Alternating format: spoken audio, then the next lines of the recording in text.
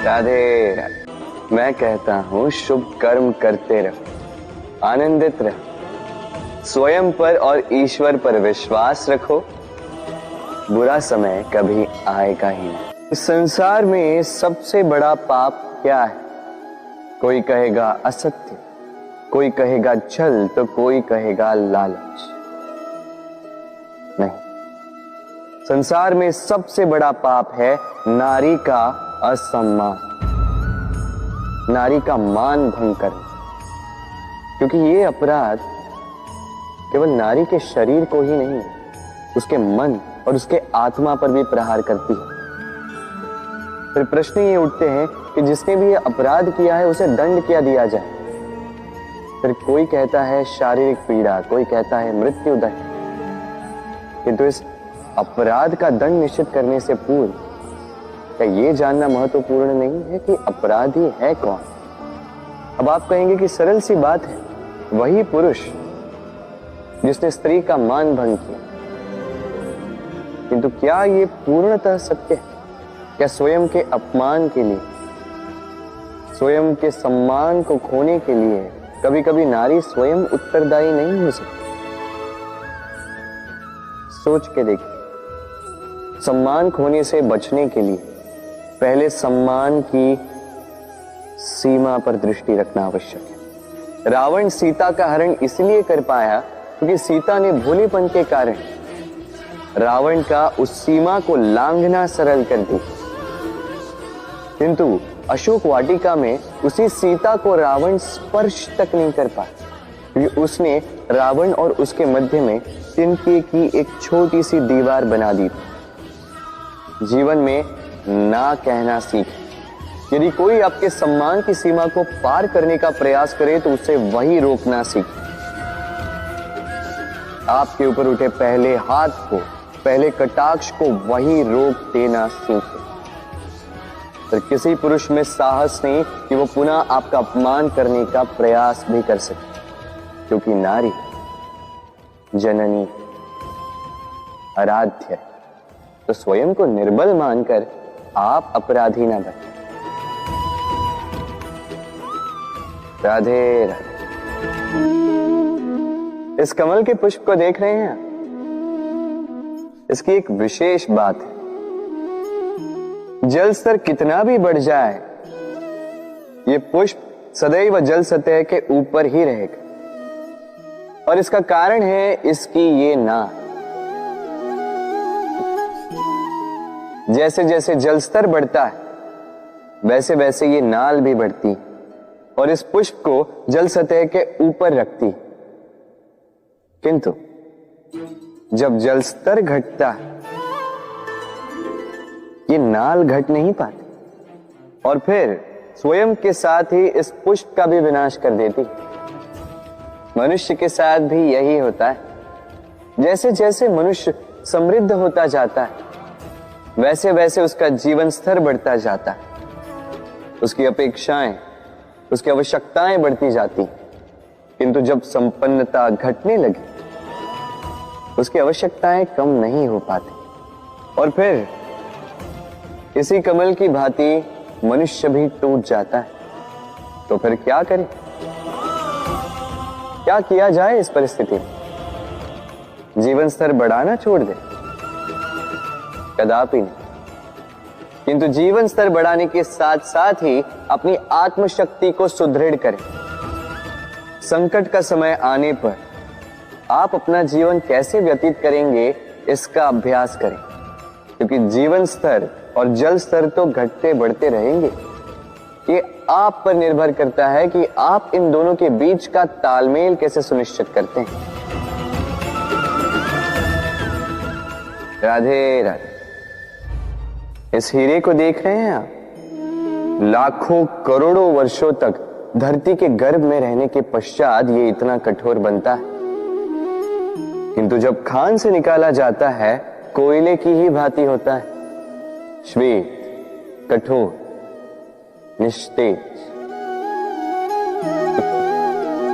किंतु जब इसे तराशा जाता है तब इसे तेज प्राप्त होता है और तब ये अपना मूल्य बढ़ाता है। संसार में मनुष्य के साथ भी यही होता है। मनुष्य की बुद्धि, मेधा, अनुभव उन वर्षों के कारण नहीं बढ़ती जो वर्ष हमने हमारे जीवन में व्यतीत किए, बल्कि उन क्षणों से निखरती जब हमने कठिनाइयों का सामना किया, चुनौतियों का सामना किया, संकटों का सामना किया, छल और पीड़ा से। इसलिए यदि आपके जीवन में आपके सामने संकट आए, चुनौतियां आए, पीड़ा आए, तो उसे भयभीत मत होइएगा, उसका स्वागत कीजिए, क्योंकि यही परिस्थितियां आपको वो अनुभव देगी जो आपको प्रबुद्ध करे। राधे राधे। प्रकृति ने हर जीव में एक भाव भरा है ताकि वो निश्चल ना रहे, कुछ न कुछ कर्म करता रहे, और वो भाव है भूख। संसार में हर जीव, हर पशु, पक्षी, प्राणी परिश्रम करता रहता है अपनी इस भूख को मिटाने के लिए। परंतु क्या अन्य जीवों की भांति मनुष्य की भूख भी पेट तक ही सीमित रहती? तन की भूख मिटाते मिटाते कब ये भूख मन और माया की तृष्णा में बदल जाती है पता ही नहीं चलता। और अधिकतर ये तृष्णा धन संग्रहित करने तक ही रह जाती। अपना जीवन जीना छोड़कर किसके लिए ये धन संग्रहित कर रहे हैं? आने वाली पीढ़ी के लिए। बड़ी विचित्र बात।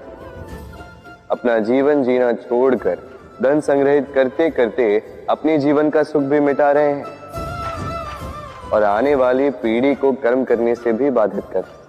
पूत कपूत तो क्यों धन संचय, पूत सपूत तो क्यों धन संचय। अपनी संतान को संस्कार दीजिए, धन नहीं। यदि संतान संस्कारी हो तो अपना स्वयं का एक संसार बना ली। यदि असंस्कारी हो तो आपका बना बनाया संसार यूं ही नष्ट कर दे। इसलिए जीवन में यदि कुछ संचय करना है तो ज्ञान संचय कीजिए, प्रेम संचय कीजिए, और मेरे साथ प्रेम से कहिए राधे राधे। जीवन को रथ कहा जाता है, किंतु क्यों? अब आप कहेंगे कि इसलिए क्योंकि जीवन भी रथ की ही भांति चलता रहता है। किंतु कभी आपने इस रथ को समझने का प्रयास किया? रथ में आगे अश्व होते हैं और पीछे पहिए। ये अश्व आपके कर्म और ये पहिए कर्मफल। ये अश्व जहां जाते हैं, ये पहिए उसी के पीछे पीछे आते हैं। यदि आपके अश्व यानी आपके कर्म शुभ सरल मार्ग पर चले तो आपकी यात्रा आनंदमयी होगी। यदि दुष्कर्म के बुरे पथ पर चले तो आपकी यात्रा गड्ढों और झटकों से युक्त होगी। अब चयन आपका है, आप क्या चाहते हैं? आपकी यात्रा आनंदमयी हो या पीड़ादायी? अपने कर्मों के अश्वों को नियंत्रण में रखें। फल का पहिया सदैव आपको मधुर रास ही देगा। राधे राधे। बताइए श्रेष्ठ कौन? रेशम के धागे बनाने वाला या उन धागों को बुनकर वस्त्र बनाने वाला? निश्चित रूप से वस्त्र बनाने वाला। अब बताइए श्रेष्ठ क्या है? माटी को पूरे तट पर बिखेर कर रख देने वाली बाढ़ या उस माटी को समेट कर उसी से एक मूर्ति बनाने वाला मूर्ति का? निश्चित रूप से मूर्ति का। अब बताइए श्रेष्ठ कौन है? देवताओं और दानवों का वो दल जिन्हें अमृत प्राप्ति के लिए इस संसार में हलाहल फैला दिया, या वो महादेव जिन्होंने इस हलाहल को सूक्ष्म करके अपने कंठ में समाहित कर लिया? निश्चित रूप से महादेव श्रेष्ठ। इसी प्रकार संसार में छोटी छोटी बातों को बड़ा करने वाले श्रेष्ठ नहीं होते, क्योंकि छोटी छोटी नोकझोंकों को द्वंद्व में परिवर्तित करना बड़ा ही सरल है, किंतु श्रेष्ठ सदैव वो होता है जो बड़े से बड़े युद्ध को समझौता बनाकर समाप्त कर दे। राधे राधे। संसार में सबसे कठिन कार्य क्या है? कोई कहेगा पर्वत पर चढ़ना, कोई कहेगा तैरना, कोई कहेगा उड़ना, किंतु क्या ये वास्तव में कठिन है? असल में देखा जाए तो बस ये थोड़े भिन्न है। जो कर्म हमारे लिए करना थोड़े भिन्न हो, हम उसे कठिन समझ लेते, जैसे तैरने की कला भिन्न है।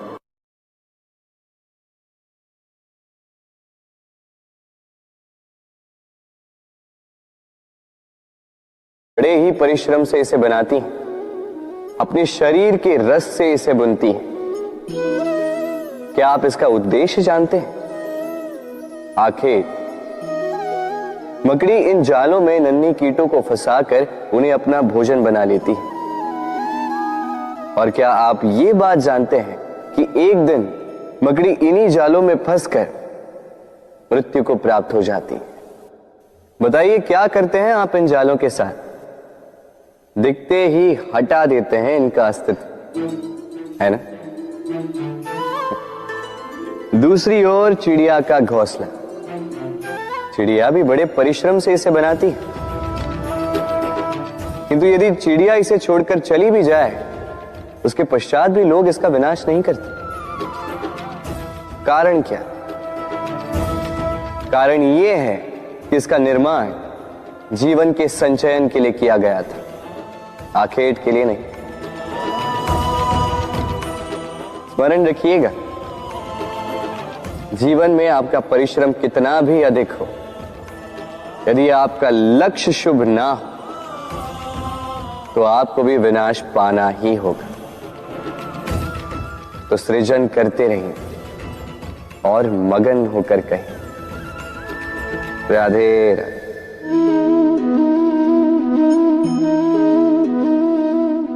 आपके विचार से मैं क्या कर रहा हूं? आप कहेंगे मैं दीपक जला रहा हूं, सही, किंतु प्रश्न ये उठता है कि क्या मैंने आपसे कहा कि ये दीपक है? नहीं। क्या इस दीपक ने स्वयं अपना परिचय आपको दिया? नहीं। फिर आपने कैसे जाना कि ये दीपक है? उत्तर है प्रकाश, जो स्वयं जलकर अंधकार में संसार को राह दिखाए, वो दीपक है। जो निराशा में आशा की ज्योत दिखाए, वो दीपक है। दूसरी ओर सर्प है, जो दिखे नहीं, बस फुफकार दे तो लोग भयभीत हो जाते हैं।